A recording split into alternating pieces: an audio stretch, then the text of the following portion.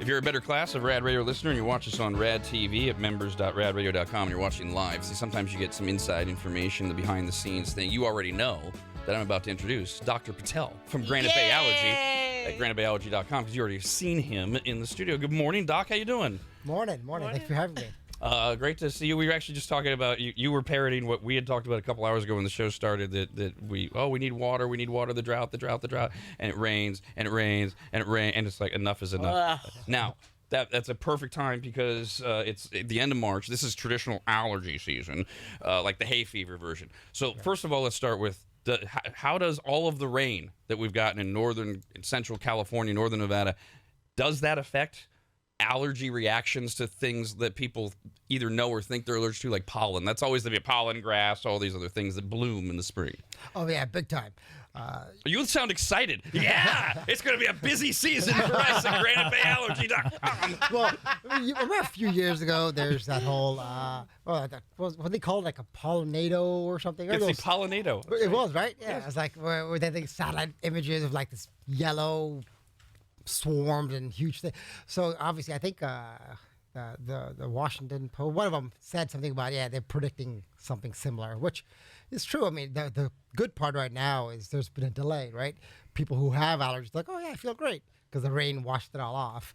But once it stops, it's going to be worse and it's going to be horrible. But the pretty parts, the desert, they say the desert will bloom again like it did. Oh. Remember that the super bloom thing they had? Yeah. So it will. So will it be like a sudden onslaught for people that are more prone to flowers and flowering things? Like we're going to wake up and it's just going to be like, oh my God, because does it bloom like super quick and out of nowhere? Yeah, it does. Like remember that? I think we had a week or so a month ago where it kind of dried out.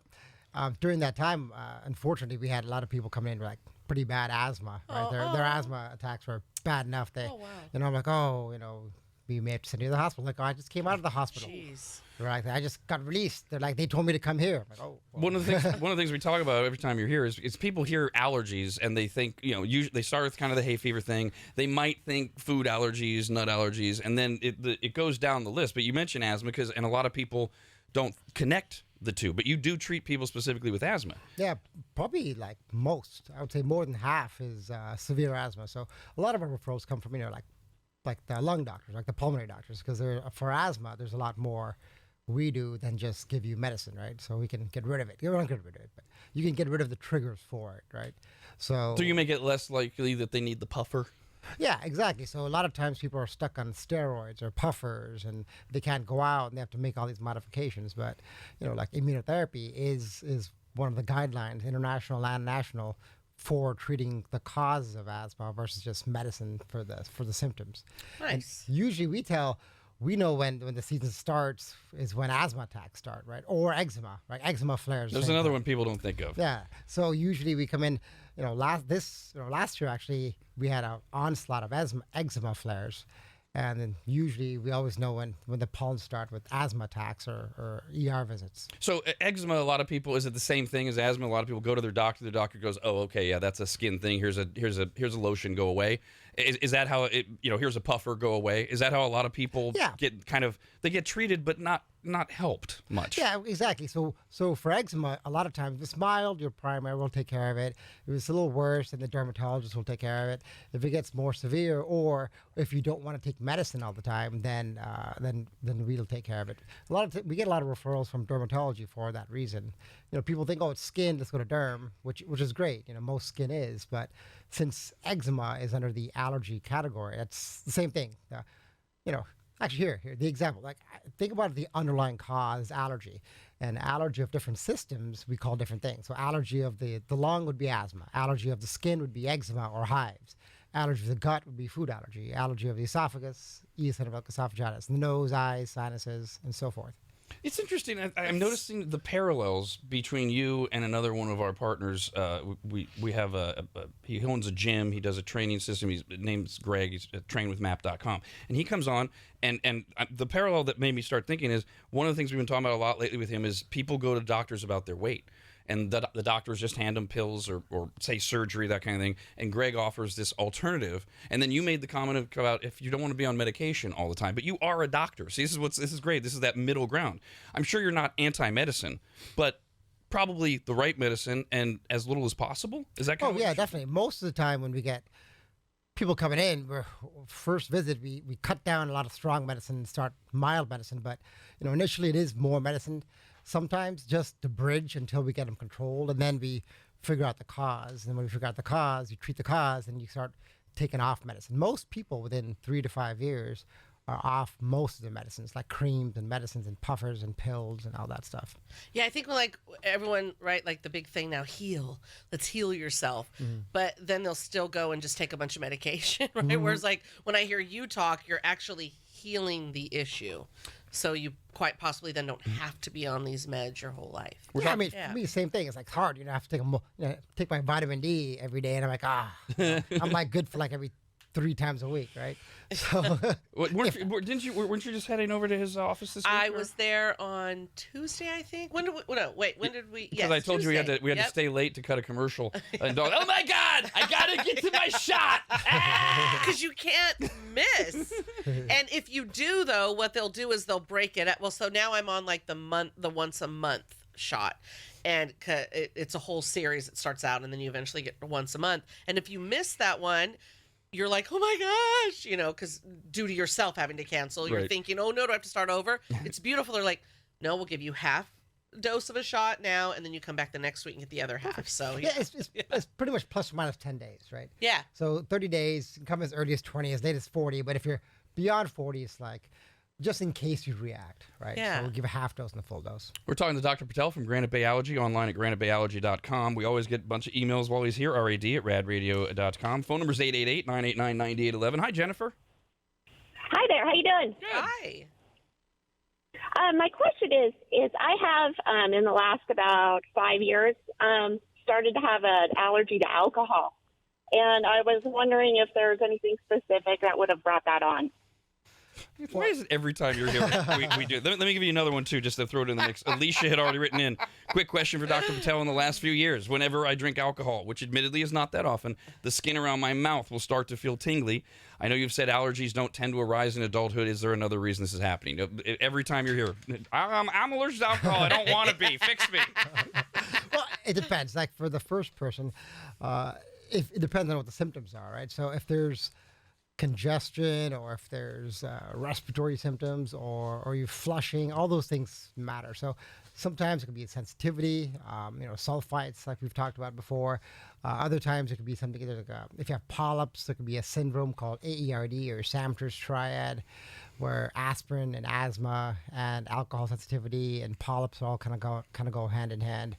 So it all depends on the whole constellation of symptoms that you may or may not have. And would those symptoms then determine what you would test for, or you just test anyways? No, then it depends exactly what you test for. Is anyone actually allergic to alcohol? Itself, I mean, so if you say by allergy, by definition, is more like having an immune reaction with can result in like anaphylaxis, right? So for that, it's in medicine, you always say highly unlikely, right? You can never say never. There'll be like one guy, in the middle of nowhere, who's like, oh yeah, oh my God.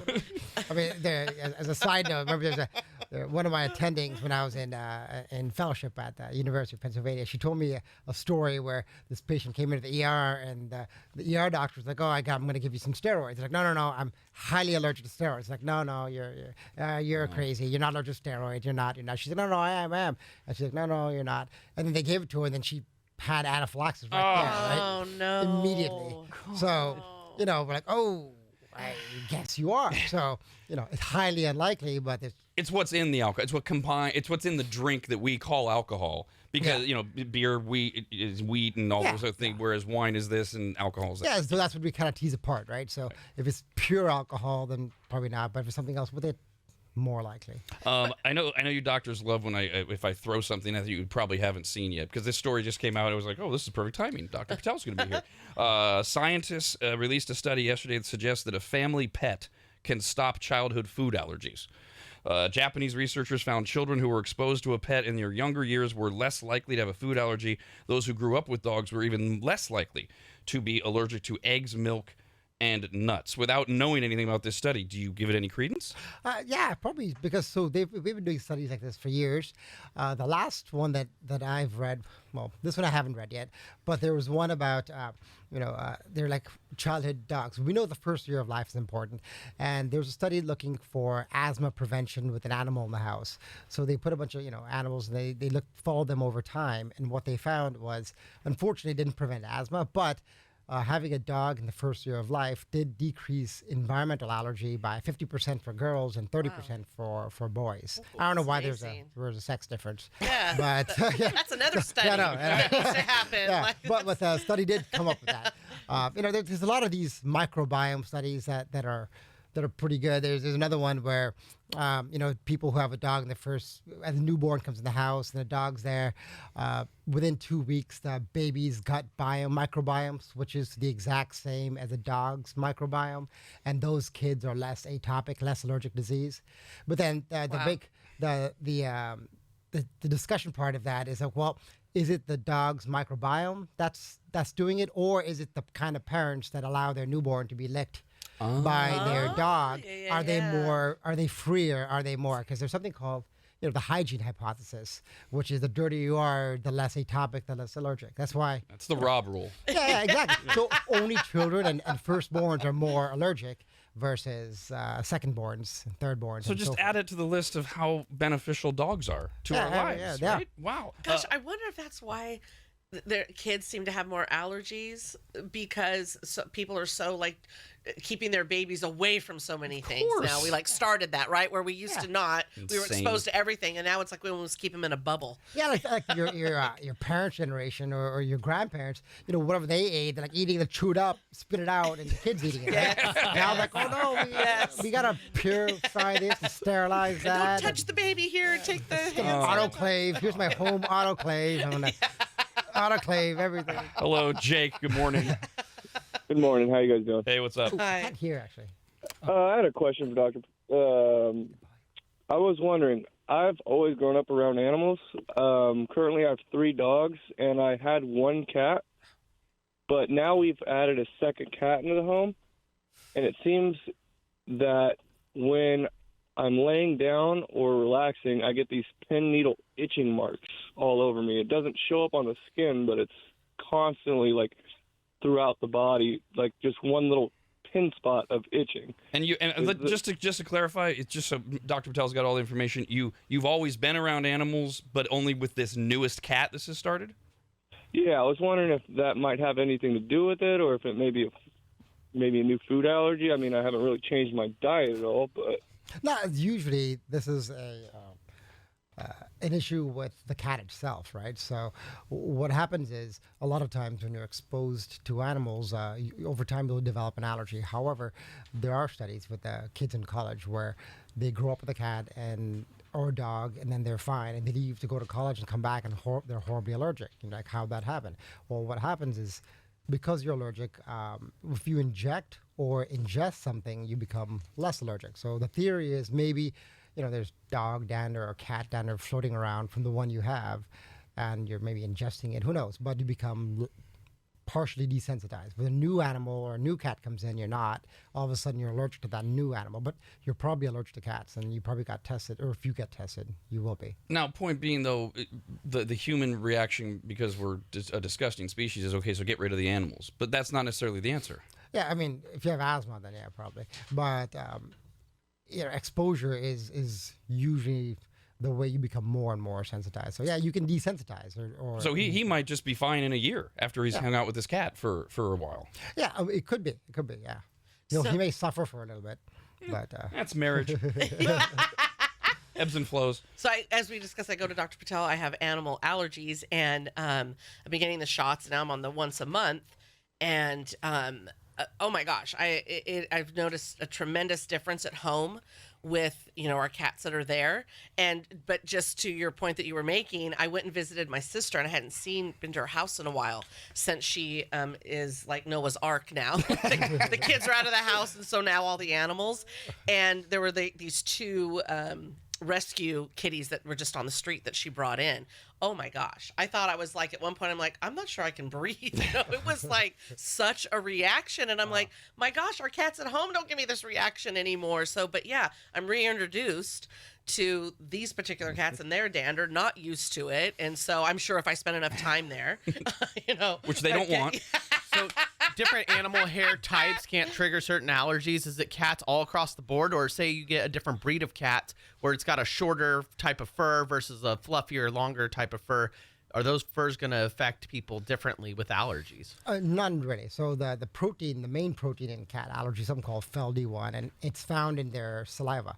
So cats lick themselves, so it's pretty much all over. So yeah, long hair will have more salivary proteins on them, I guess, right? But it's just just like hypoallergenic animals, right? They're they're not non-allergenic.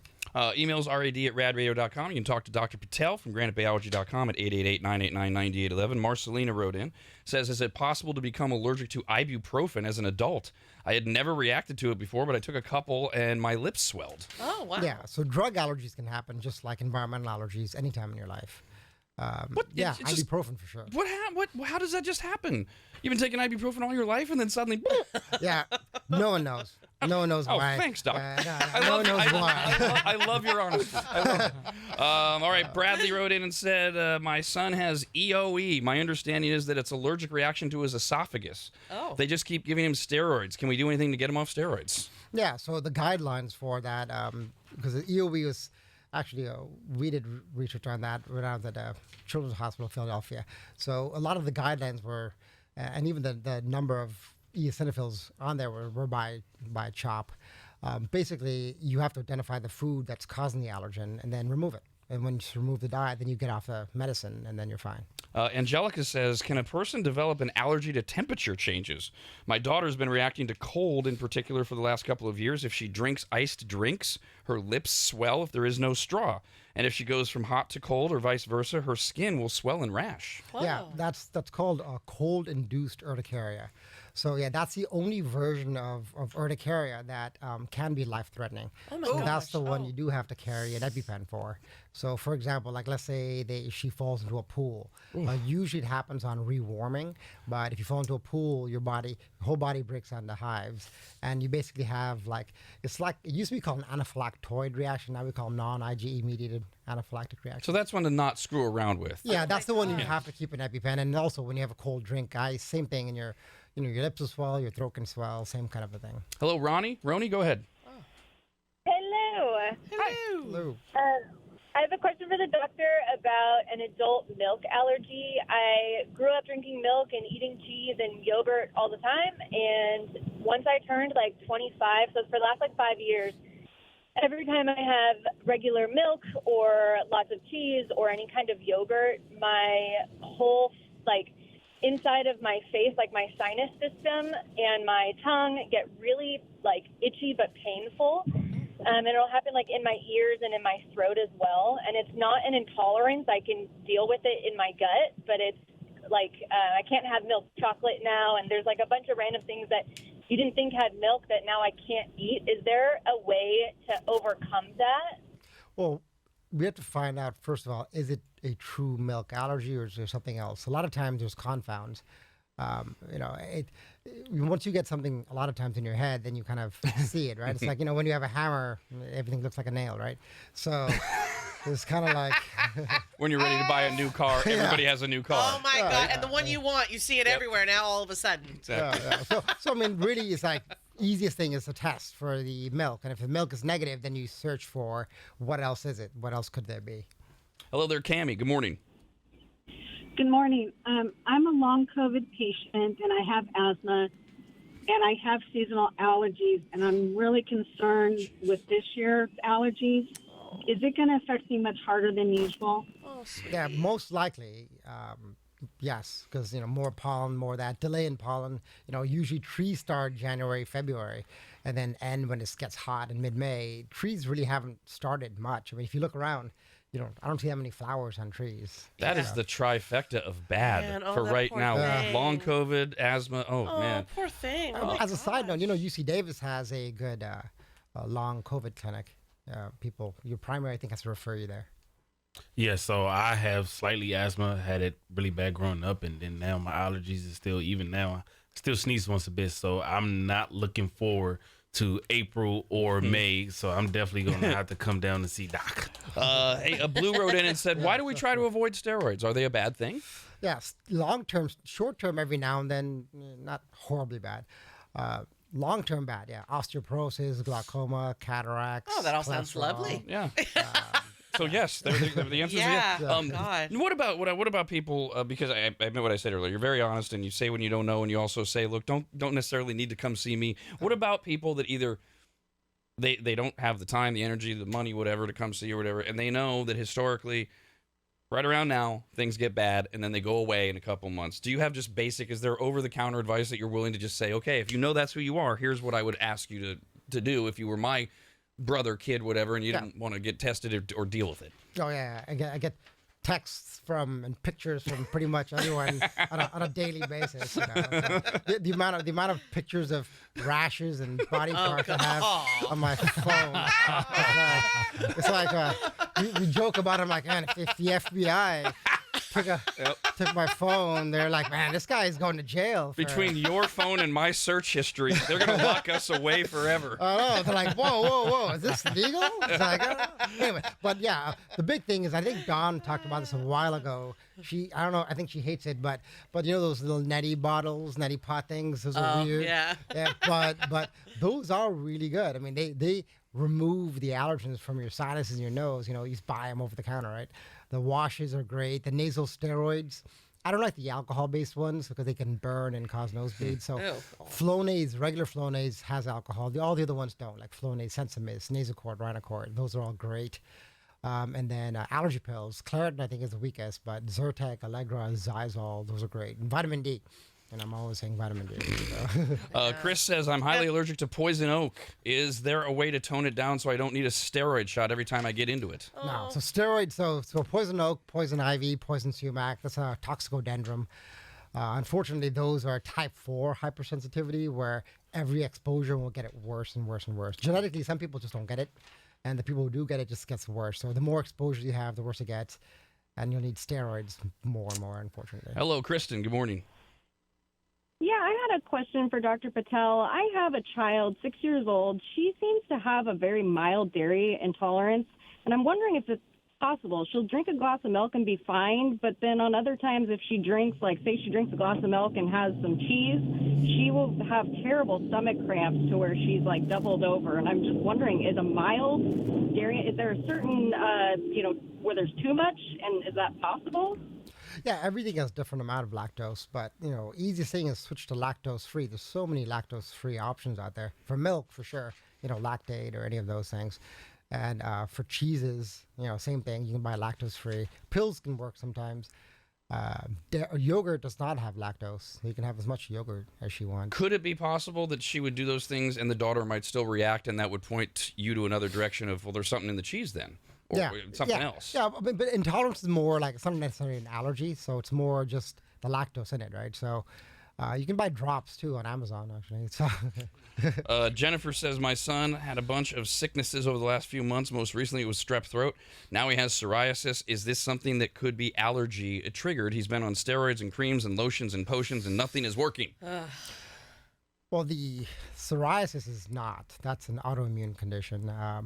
Now, the strep throat, if it was strep throat, so 85% of upper respiratory tract infections, meaning throat, like bronchitis, pharyngitis, and sinusitis are viral. 70% of ear infections are viral, so antibiotics don't really help. So if it's strep throat proven by a swab, then yeah, strep throat, unfortunately, you can't do much about that unless the tonsils are large. If it's not actual strep throat, if it's allergy, if it's all the time and it doesn't get better, then it could be allergy, allergic pharyngitis. I've seen over the years a lot where there's folks, say on Instagram or wherever, that pop up and they're they're preaching their health and what they've done, and these ones in particular, they'll say they have an autoimmune disorder, disease, and so they just completely change their diet. Is that like diet based, or are they just preaching nonsense? It worked for them, but it's not the answer, because they make it like the good majority of them, they're dairy free. They're basically paleo, right? They're basically eating that way. No dairy, no grains, and keeping all that out of them, and no wheat, none of that. See, I don't know the details about that, but I will say, obviously, a good diet is better, right? I mean, if you're living off McDonald's and Twinkies, and washing it down with a glass of Crisco, I'm sure that's not gonna help. Wow. It's not gonna be good, right? But if you're like eating healthy, it's always a better thing. What was it that the Nobel Prize was won by those two scientists for autophagy, intermittent fasting. So that was kind of like turned everything on its head, because I and a lot of us had thought 5 small meals a day is the way to